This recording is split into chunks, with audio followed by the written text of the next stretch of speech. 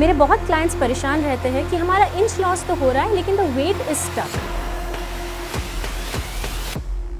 Crash dieting, extreme calorie restriction या 1 meal a day type के diets आपको बिल्कुल नहीं करने हैं। मैं आपके साथ शेयर करने वाली हूँ 3 ऐसे वेट लॉस रिलेटेड गलतफहमियां या मिसअंडरस्टैंडिंग्स जो वेट लॉस के बारे में आपकी पर्सपेक्टिव चेंज कर देंगी। इसी के साथ मैं आपको 5 ऐसे इफेक्टिव स्ट्रैटेजीज बताऊंगी जिससे आप 30 दिनों में 4 kg तक फैट लॉस कर सकते हैं।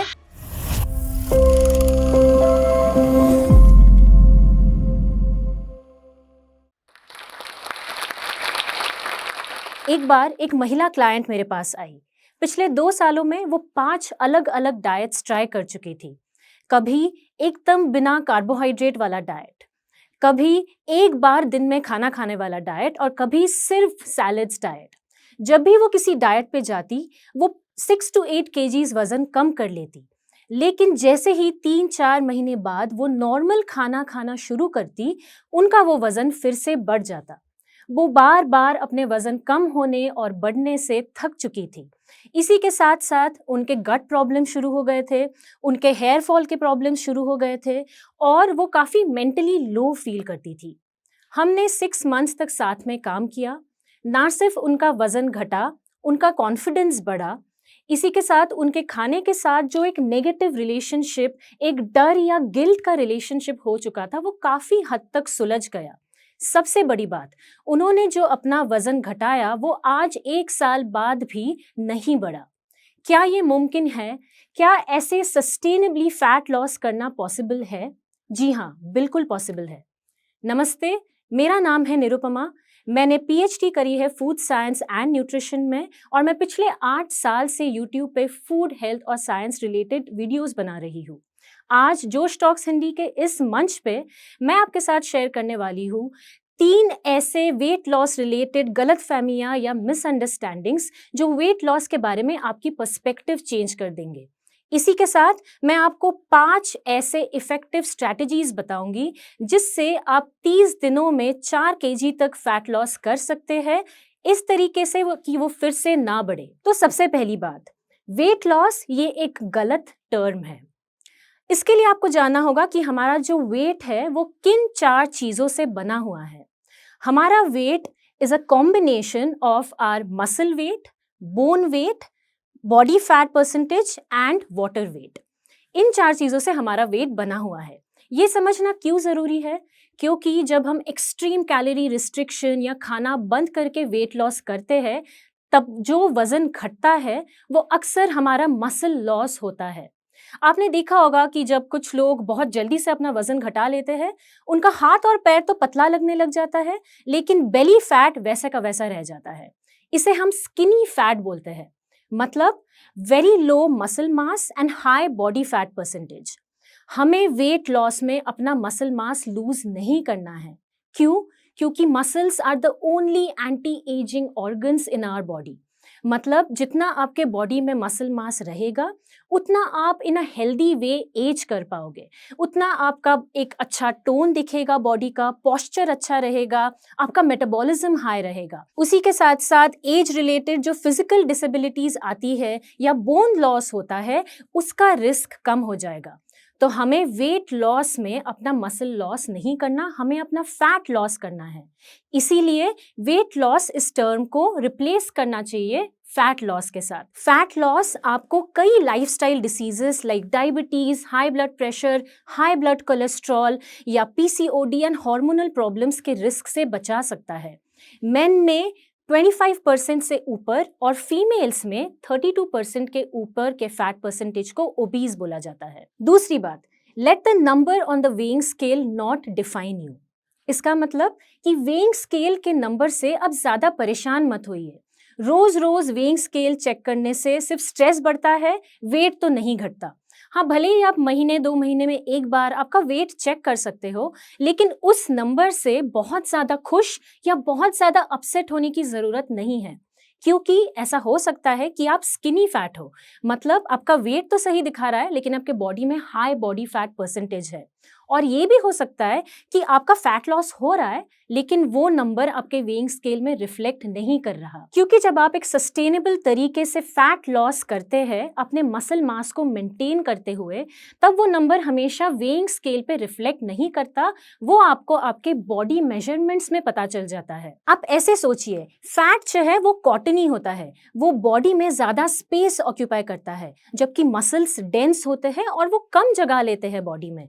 तो जब फैट लॉस होता है तब वो आपको आपके बॉडी के फिटिंग्स और इंच लॉस की तरफ से पता चल जाता है, ना कि the number on the weighing scale. मेरे बहुत क्लाइंट्स परेशान रहते हैं कि हमारा इंच लॉस तो हो रहा है लेकिन द वेट इज स्टक। तो मैं उनको बताती हूँ कि आप आपके वेइंग स्केल के बैटरीज निकाल के रख दीजिए। एज लॉन्ग एज आपका इंच लॉस हो रहा है, आपका स्टैमिना बढ़ रहा है, एनर्जी बढ़ रही है और आपको हल्का फील हो रहा है, you are on the right track. The number on the weighing scale is not an indicator of your health. अब तीसरी बात, अब अगर आपको फैट लॉस करना है in a sustainable way while maintaining muscle mass, तो आपका डाइट सस्टेनेबल होना चाहिए।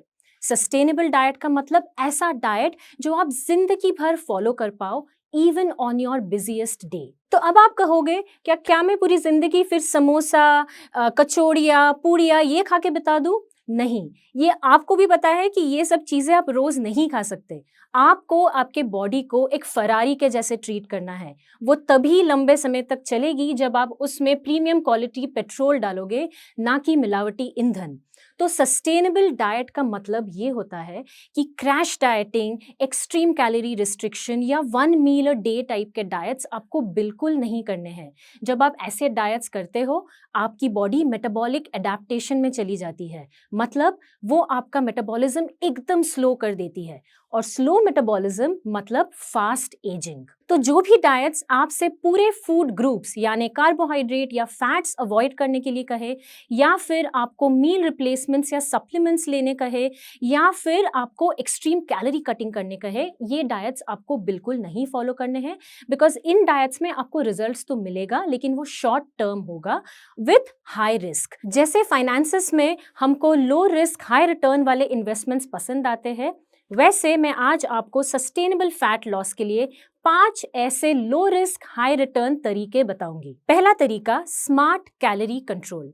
इसका ये मतलब हुआ कि हमें कुछ भी डाइट में अवॉइड नहीं करना है, बस अपनी प्लेट को स्मार्टली रीस्ट्रक्चर करना है। Indian council of medical research या ICMR में अपने एक रिपोर्ट में ये बताया है कि एक एवरेज इंडियन के डाइट में काफ़ी हाई परसेंटेज ऑफ कार्बोहाइड्रेट होता है। मतलब हम रोटी, चावल ये चीज़ें बहुत ज़्यादा खाते हैं और इनका थोड़ा कम करना ज़रूरी है। तो हम अपने प्लेट्स को कैसे रीस्ट्रक्चर कर सकते हैं?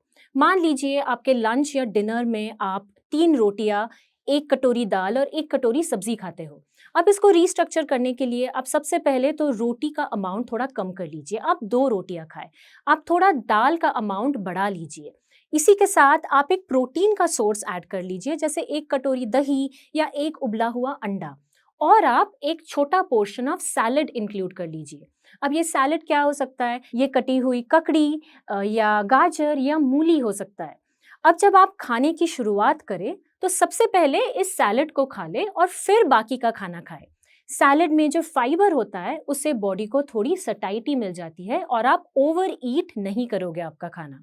इस तरीके से आपका पेट भी भर जाएगा और एक्सेस कार्बोहाइड्रेट कंजम्पशन भी कम हो जाएगा। इसी तरीके से अगर आपके ब्रेकफास्ट में पोहा, उपमा या आलू पराठा इस टाइप का खाना है तो आप इसका अमाउंट थोड़ा कम कर लीजिए और साथ में a source of protein like अंडा या अ कटोरी ऑफ स्प्राउट्स या प्रोटीन पाउडर इंक्लूड कर लीजिए। अब दूसरी बात, अब दिन में 2 से 3 घंटे के इंटरवल्स पे खाना खाइए। आप 5 to 6 छोटे मील्स दिन में सेवन कीजिए। इससे आपकी भूख कंट्रोल में रहेगी और आप ओवर ईटिंग नहीं करोगे, क्योंकि over eating is the most common culprit for weight gain और fat gain in the body. इसीलिए आप 3 मेन मील्स के साथ 2-3 छोटे स्नैक्स दिन में प्लान कीजिए। आप ब्रेकफास्ट और लंच के बीच में एक छोटा स्नैक ले सकते हो, आप एक फ्रूट खा सकते हो या नींबू का पानी या नारियल का पानी ले सकते हो। वैसे ही लंच और डिनर के बीच में भी आप एक छोटा सा स्नैक शेड्यूल कर सकते हो। स्नैकिंग प्रिवेंट्स ओवर ईटिंग और इससे आपकी फैट लॉस में मदद मिलती है। तीसरी बात, 5 PM का स्नैक आपके लिए सबसे इंपॉर्टेंट होता है। क्या आपको 5 से 6 बजे के बीच में भूख लगती है? आपका ऑफिस का दिन खत्म हो रहा होता है, आपको थोड़ा स्ट्रेस फ्री फील होता है, आपका दिमाग रिलैक्सेशन में जाता है और दिमाग दिल पे हावी हो जाता है, तभी आपको लगती है भूख। और दिस इज द टाइम जब आप बिस्किट्स, चिप्स, भुजिया ऐसी चीज़ें खाते हो, या फिर आप ऑर्डर करवा के पिज़्ज़ा, समोसे, चाट ऐसी चीज़ों का सेवन करते हो।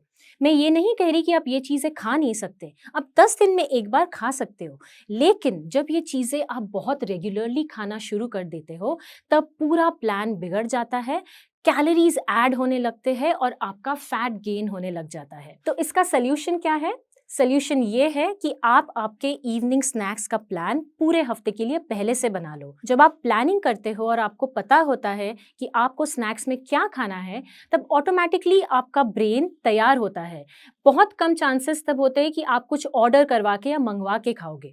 अब आप इवनिंग स्नैक्स में क्या खा सकते हो? बहुत इजी होता है, कुछ भी घर पे बना हुआ आप खा सकते हो। एक होममेड सैंडविच खा सकते हो, एक पराठा खा सकते हो, आप स्प्राउट्स या शकरकंदी का चाट खा सकते हो, आप मखाने, पीनट्स, रोस्टेड चना ऐसी चीजें भी खा सकते हो। लेकिन याद रखिए कि पैकेज स्नैक्स, नमकीन, बाहर से ऑर्डर किया हुआ खाना आपने इस टाइम पे अवॉइड करना है। चौथी बात, फैट कंजम्पशन पे नजर रखिए।